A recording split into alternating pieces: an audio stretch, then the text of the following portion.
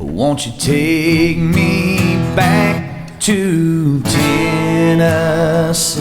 The award-winning Tennessee WildCast is on the air with the latest info about hunting, fishing, boating, wildlife watching, and all things outdoors. This year, we celebrate the men and women of the TWRA responsible for 75 years of wildlife conservation. Now make welcome your host, Jason Harmon. Hello, everybody, and welcome to this edition of Tennessee WildCast. We're glad you're tuning in. Thanks for watching. Thanks for listening. We got a great show lined up for you today. We're going to touch up on some current events and yes, or touch up. I guess catch up on some current events. And that's it. And we got a new hunting and fishing guide coming out. The combo guide's coming out, so it's going to be a fun conversation today. Yeah, it's going to be a lot of fun. Mr. Don King's helping me co-host, and we're going to highlight a radio station. Yeah, WUCT, Power 94.1, News Talk, News Talk 941.com in Cookeville. And got to get up early to hear the show, but it's 5 a.m. on Saturdays. Sportsman's drive time, as Doug Markham used to say. So we appreciate them very much, along with our other radio partners across the state. Yeah, we appreciate those guys and gals out there airing the show, especially on radio and TV. And yes. Appreciate you all that's out there listening and following us on our social medias and things like that. Keep subscribing, keep clicking, and keep coming back. So, but yeah, we're gonna have a fun show today. We're gonna touch on some stuff. The new combo guide. If you're not familiar, the hunting and the hunting guide and the fishing guide are together now. Yes. So we're going to touch on some of that today. But before we jump into that, current events, the WMA 2024 WMA and Cherokee quota hunt application period is open right now through July 24th. So I know this is a fun time for those guys and gals who like to apply for those hunts. Get your applications in. Yeah. So if you want to hunt a WMA this year that's under one of those quota hunts, get your name in the hat. Should be a good time. I need to go do mine. Let's see. Coming up on August the 3rd, we're doing a waterfowl field day. So come see us out at Pagoda WMA for a waterfowl field day, and we're going to be doing a live podcast. I know. It's going to be fun. Yeah. We might even do a cooperative one, right? Mm-hmm. With another podcast from up in that neck of the woods. That's right, the Pagoda Boys. Yeah, one of our commissioners has a little show, a little podcast, and his brother's with him, and it's going to be a fun time. We're going to get together with those guys and do a show. So there'll be prizes and things for the kids, stuff for the whole family. So just come out and check it out. August the 3rd, and that's from 8 to 12 there at Pagoda WMA. So right. Another update here. Let's see. Tennessee State Fair. We're going to have a big presence at the fair this year. I know August is a little bit away, but we want to go ahead and get that on your radar. August the 15th through the 24th, Tennessee State Fair in Wilson County. It's getting bigger. Our presence is getting bigger every year there. So looking forward to that one. It's a fun time. It's a hot time. Yeah. But it's a fun time. And so come out there and see us. Stop by and check our stuff out. And then fishing events. There's fishing events across the state right now. Go to our website, gooutdoorstennessee.com, and you can find all the events that are going on right there, especially the fishing events. There's some rodeos happening, and even though it's past Free Fishing Day and the Free Fishing Week, there's still some opportunities. Still a lot of opportunities out there for kids, families, and don't forget our family fishing lakes too. I mean, those are wide open for families to come take part in those all summer long. Yeah. Well, speaking of fishing, should we introduce our guest? You bet. We better. So today with us, Travis Scott. Travis is new to the Nashville office, and we're going to dive into all that today, but appreciate you being with us. Great to be here. Travis has been in Region 3 for quite a while, working in that neck of the woods, but recently took the job as Assistant Chief of Fisheries. Congratulations there, Travis. Thank you. Thank you very much. Yeah, so how's it been since you've been on the heel here? It's been busy. There's a lot going on. Like you said, Free Fishing Day was just past us. We had around 79 registered events for that, and so there was a lot of prep work in advance of those, and just getting my feet underneath me, and it's budget time. We're planning on budgets coming up. Yeah, but we've got a lot of fishing stuff going on as well, and so we're excited. I'm excited to be here. Well, and that reminded me, you were out at the Fall Creek Falls event Yeah. I heard it went great. So tell us a little bit about that event. It was big. Fall Creek Falls State Park. The lake there at Fall Creek Falls is Bill Dance Signature Lake, and we've been doing some special management there, improving habitat. We've been doing some forage stocking. We've changed some regulations. We've got fish feeders going. Just a lot of different efforts, fish management techniques on that lake to try to improve that fishery.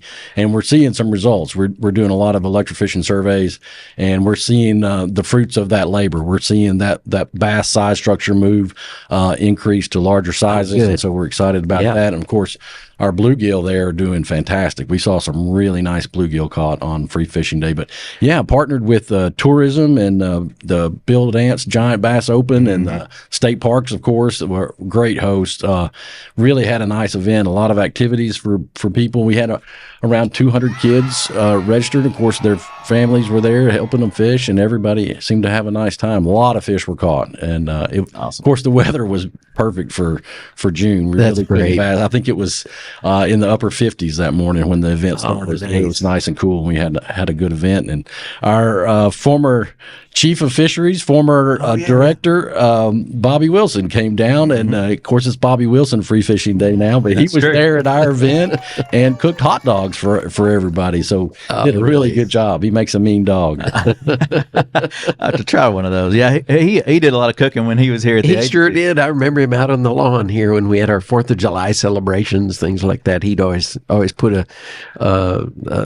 his apron on. Apron. That's the word I was looking for. Fire up the grill. Yep, fire up that grill and make some dogs. That's good. Well, that's great. I'm glad that event went well. We had a lot of great events. I think they all went well from what I heard. So that's awesome. Travis, do you want to tell us a bit about yourself? I know you've been on the show before, but folks who haven't heard that one or know much about you, you've had a great career with the agency and worked in other roles. So just share that with folks if you don't mind. Sure. Yeah. After graduating college, my first fisheries job was in Alaska at a salmon hatchery. I worked a couple seasons up there, producing several different species of Pacific salmon for a fisheries cooperative. Then came back to Tennessee. I'm from Tennessee originally, the Chattanooga area, and moved back and started working with a contractor doing some contract work with Tennessee Valley Authority, doing stream surveys throughout the Southeast. Awesome. And during that time, I also was sent as a contractor to Normandy Hatchery to help out with a project there.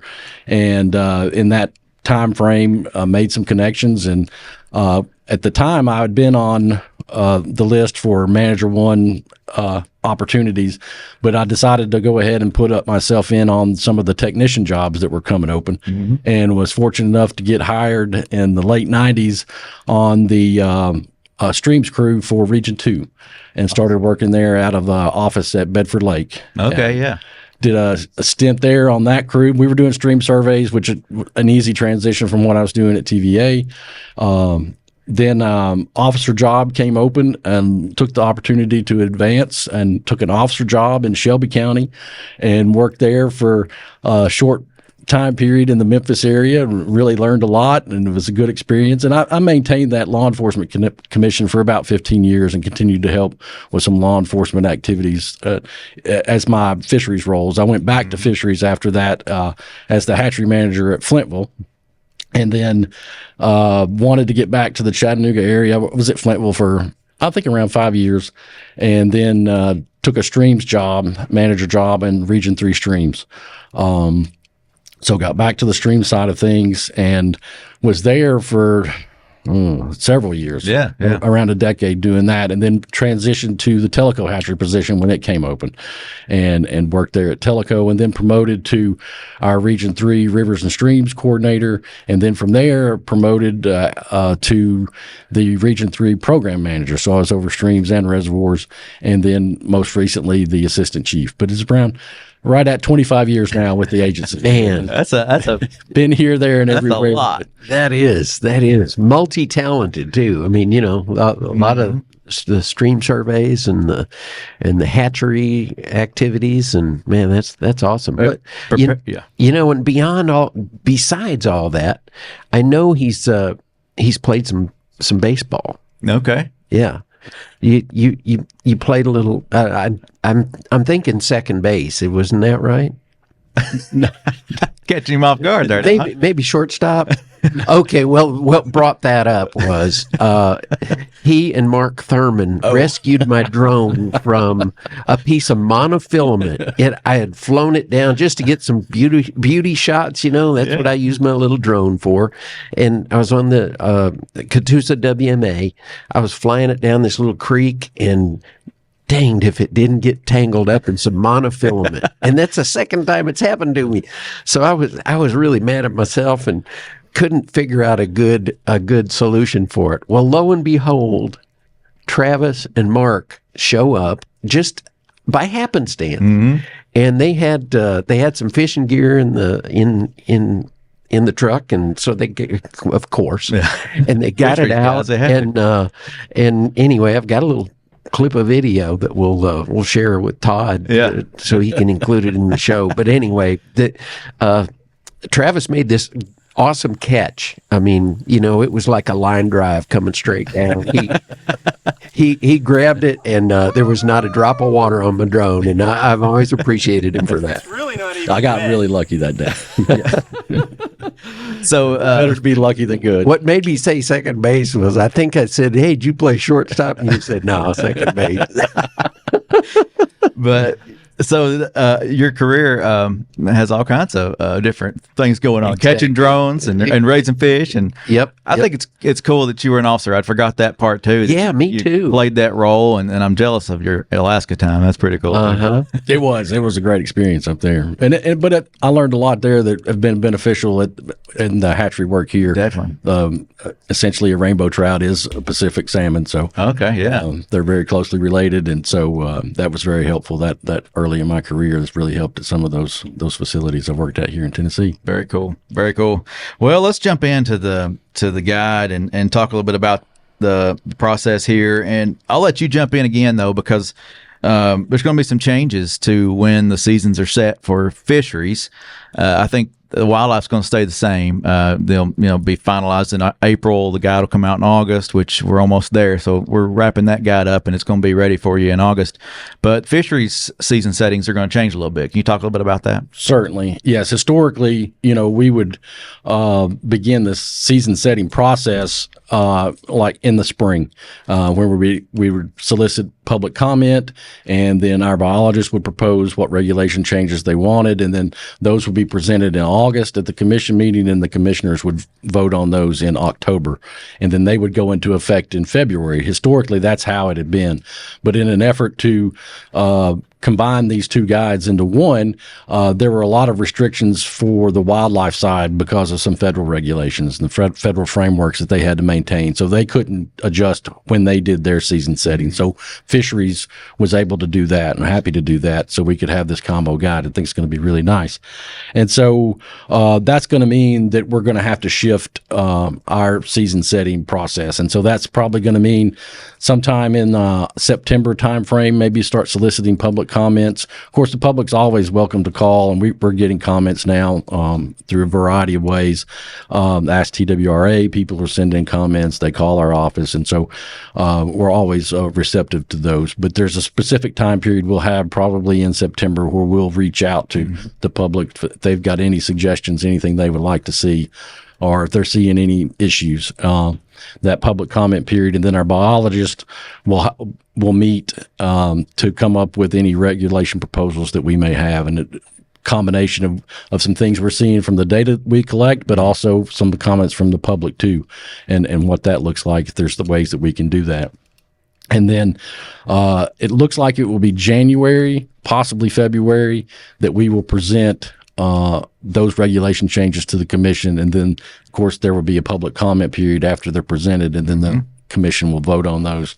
I think in April, that's similar time frame, either March or April. Going to try to fall similar to the hunting time. It'll be very similar to the hunting, and then that way, and next August, or this August and next August, moving forward, we will have that combination hunting and fishing guide. But it did require adjusting our season setting to accommodate that. Yeah. So these regulations that you're going to hear about today, some of these things that are new, they've already been out. We did a show about those not long ago, but we wanted to touch on them again, make sure everybody's up to date. And in the grand scheme of things, Travis touched on it, but again, we're doing the combo guide. And I mean, each of those individually, the fisheries guide and the hunting guide, are both a heavy lift because there's so many changes that will happen and things you need to check on to make sure they're correct. And Jason, kudos to you for meeting with the fisheries folks and with the wildlife folks to herd all these cats together and make sure. I appreciate that. Make sure it's all together. And you know, when you think about it, each of the guides before were hundreds of thousands of guides. And when you think about that, you think, oh yeah, you know, I get mine in the mail or I pick it up at Walmart or wherever. And you just don't tend to think about how many of these things get printed, and there's a bunch of them. Yeah, and, about 500,000 this year that are going to be printed, you know, with the combo. So right, so we're going to save money in the long run for the agency and the sportsmen for that. So yeah, definitely. Anyway, kudos to you, and appreciate the work you've put in on it. I appreciate that. It's been some long hours. I know, but good meetings. It's great to get with these guys in the regions and make sure, you know, stuff's current, up to date, and exactly. And I learn a lot too, so that's good. Right. So I can keep these listeners informed. You know? Thank y'all for tuning in and listening on this stuff. One thing I wanted to mention is, so make those comments. You can watch the commission meeting. They're live. You can come join us live. And then once those seasons are talked about and presented and things come up, you're welcome to comment on those. And like we say, we'll post our comment periods, and you'll see those as we move throughout the year. So certainly. So let's touch on the fishing real quick. Like I said, we've done this before, but we're going to touch on it again. In Region 1, this past year, there were some changes to Carroll Lake, Garrett Lake, Glen Springs, and Lake Graham. And you wanted to touch on why we changed some of those things. And it wasn't big changes, but it's going to help in the long run. Right. Region 1 and 3, several of those were just changes to some smaller lakes that we manage, and local communities. And we've had a committee that's been meeting, and we're looking at ways that we can still manage those fisheries, but maybe simplify and consolidate some of those regulations so there aren't so many. If you've looked in the guide, and that's we hear that from the public quite a bit, how complicated sometimes our regulations can be. And ultimately, we're trying to manage the resource the best we can based on the data that we collect. And so sometimes that requires different regulations to achieve those goals. But we're looking at ways that if there's an opportunity that maybe we can streamline those regulations and have more consistency, especially when you're looking at similar water bodies, smaller lakes and local communities, and make it easier for folks to go fishing. And it's not such a big undertaking to have to read the guide for everywhere you go. So that's where some of those originated. And I would expect to see some more out of this committee. We're going to have some more meetings, and also some of these changes are aimed at maybe meeting some of our R3 goals, the recruitment, retention, and reactivation, where we're actively trying to get new anglers or anglers who have lapsed and aren't fishing any longer, to get them back out there. Yeah. So that's part of that effort too. Yeah, so that's great. On those lakes, some of the changes were largemouth bass and crappie. That was the two big changes on some of those. But yeah, and you mentioned Region 3, kind of going along the same lines, those smaller impoundments and things, those lakes, some of the same types of changes. But then you wanted to mention Watts Bar. In Region 3, Watts Bar had some changes that you got a lot of comment on, so let's touch on that one. Right. We went to a more restrictive regulation there. The kind of two different regulations, and one was focused on walleye. We've developed through our stocking program. We've been stocking walleye in those reservoirs. This is Watts Bar and Chickamauga, and really developed a good walleye population. And on that Emory River, there was a really nice run of walleye that has started. And so ultimately, when you're managing fisheries, if the fish can reproduce on their own and we don't have to stock, that's a huge saving for the agency. And so this is a regulation that's in place at several other locations on Dale Hollow, on Center Hill, where we have a natural run of walleye that are making a spawning run in the spring. And so we put a special regulation on those walleye runs to try to protect them from snagging, because those fish get so congregated, and it's a single hook restriction. And so we want to try to protect those fish while they're up there spawning, and hopefully we can start seeing that natural reproduction actually creating or sustaining those fisheries for long term. And so that's why that regulation was in place. And then there were several other species that were congregating in that area at the same time. And it's a small stream. As it gets further upstream, eventually you get to some riffles where boats can't get past, or most boats can't get past. I say that, but there's technology these days. There's some jet boats that could probably go anywhere on the Emery, but that regulation is to protect some paddlefish from snagging, and we were having some issues there with those fish, and so that was the big change there. Just trying to protect those populations when they're very vulnerable. Yeah. Okay. Awesome.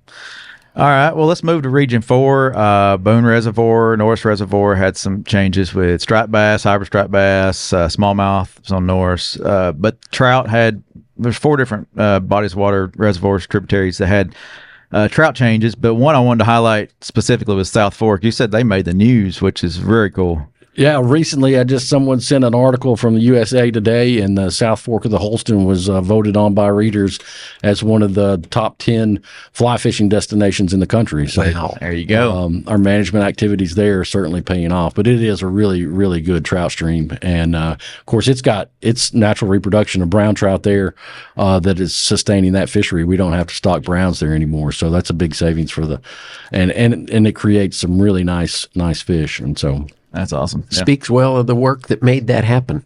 Certainly. guys. Yeah. I mean, that's our biologists and technicians are all working to try to provide the best fisheries we can for Tennessee anglers. Exactly. That's great. Good Yeah. stuff. Well, I want to mention one other thing in the fishing part. You're not going to see the trout stocking schedule in this combo guide because the way it fell, with the change and when it comes out, there's not a lot of dates on that chart. So, and we don't know what the schedule is going to be for the following year. So now, and it's always been there, you can go to the website and see the schedule. Yes. So we've got a QR code in there for you and a way to find the schedule, and it'll be updated as the year flows around. But yeah, just because of that change, it wasn't making sense to leave it in there. Right. It was going to be difficult just with the planning processes we have in place for trout. And most trout, by the time they hit the water, they're a minimum of a year old.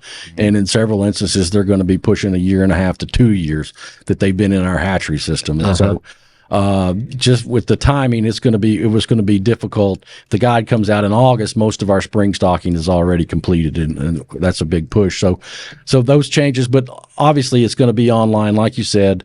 Once we establish those, the week of stocking schedule, that will be posted online for people to see, and they can follow that QR code to get there. And of course, they're welcome to call any of our regional offices, and they'll have that information available to you once those seasons are set, which is typically in the stockings are set around October when we have those meetings to schedule for the next year.